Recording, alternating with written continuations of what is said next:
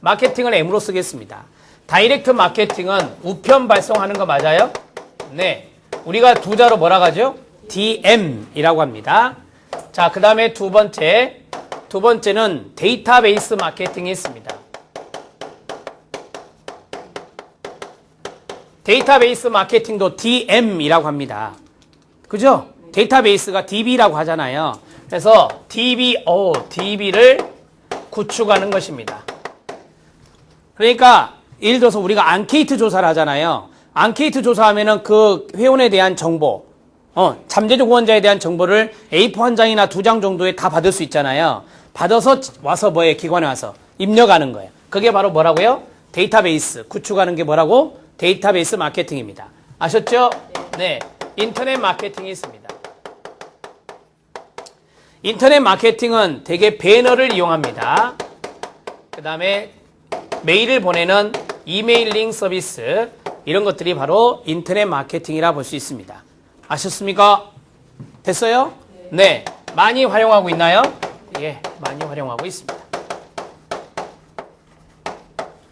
여러분들 메일 열어보면은 기관에서 많이 소식지 오잖아요. 그럼 열어보시잖아요. 특히 저 같은 경우는 굿네이버스라든지 전북에 있는 알코올 상담센터라든지, 근데 제가 아는 기관에는 소식지가 인터넷으로 와요. 자, 그게 바로 이제 뭐냐면 배너나 이메일을 이용한 바로 인터넷 마케팅이 됩니다. 아셨죠? 네. 네 번째 들어갑니다. 고객 관계 관리 마케팅입니다.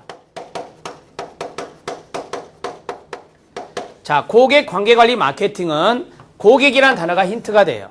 그래서 고객의 관계를 쭉 장기적으로 관리해 나가야 되니까 고객에 대한 맞춤 서비스를 제공하는 거예요. 고객에 대한 맞춤 서비스를 제공하는 게 이겁니다. 자, 그 다음에 기업 연계 마케팅이 있었습니다. 자, 기업 연계 마케팅은 윈윈 전략, 누구도 좋고 기업도 좋고, 그 다음에 누구도 좋고 사회복지기관도 좋고. 기업은 기부를 많이 하잖아요. 아셨죠?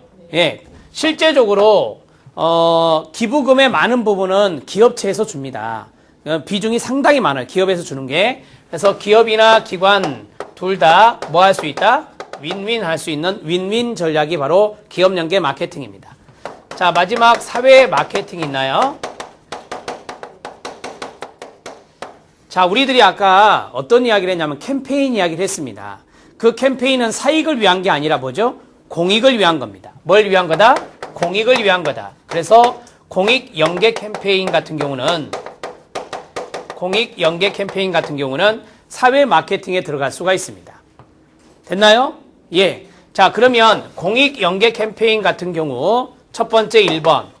사회 문제가 나타났습니다. 무슨 문제가 나타났다? 사회 문제가 나타났다. 그거를 해결해야 되겠죠. 해결하기 위한 사회적 아이디어를 창출하는 거예요. 사회 아이디어를 창출하는 거예요.